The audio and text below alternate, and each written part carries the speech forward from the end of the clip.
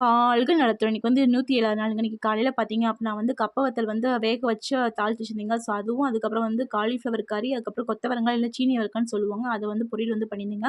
So இந்த 3 காயுமே வந்து நல்லா ரசிச்சு, ருசிச்சு சாப்பிட்டு மெதுவா சாப்பிட்டனால நல்லாவே வயிறு ஃபில்லிங் ஆச்சுங்க.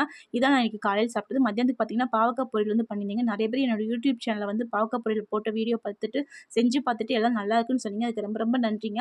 நீங்க உங்களுக்கு யாராவது அந்த பாவக்காய் பொரியல் எப்படி பண்ணணும்னு தெரியணும் அப்டின்னா வந்து என்னோட யூடியூப் சேனலே இருக்குங்க. டைம் கிடைக்கப்ப போய் பாருங்க. பண்றது வந்து ரொம்ப ரொம்ப சிம்பிள்ங்க. ஆனா டேஸ்ட் பார்த்தீங்கன்னா, செம்ம அல்டிமேட்டா இருக்குங்க. சப்பாத்தி சாப்பாடு எதுக்குனாலும் வச்சு சாப்பிடலாம். செம்ம அல்டிமேட்டா இருக்கும்.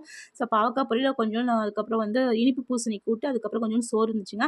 ஸோ எனக்கு எப்பவுமே பாவக்காய் வந்து இந்த மாரி சாப்பாடோட பெனஞ்சு சாப்பிட ரொம்ப பிடிக்கும். கடைசியா கொஞ்சமா ரசம் குடிச்சுட்டேங்க. இதான் நான் இன்னைக்கு மத்தியானம் சாப்பிட்டது. ஸோ இது சாப்பிட்டு நல்லா ஃபில்லிங்கா இருந்துச்சு. அதுக்கப்புறம் நைட்டுக்கு வந்து பார்த்தீங்கன்னா, வாழைப்பழமும், மாதுளப்பழமும் கொஞ்சம் மிச்சமா இருந்துச்சுங்க. ஸோ அதில எல்லாத்தையும் போட்டு ஒண்ணா போட்டு அடிச்ச ஜூஸ் மாரி குடிச்சேங்க. ஸோ இதான் நான் இன்னைக்கு சாப்பிட்டது. நீங்க என்ன சாப்பிட்டீங்க? கண்டிப்பா கமெண்ட் பாக்ஸ்ல சொல்லுங்க. உங்களுக்கு இந்த வீடியோ பிடிச்சிருந்துச்சுன்னா லைக், ஷேர், சப்ஸ்கிரைப் மறக்காம பண்ணிடுங்க. வாழ்க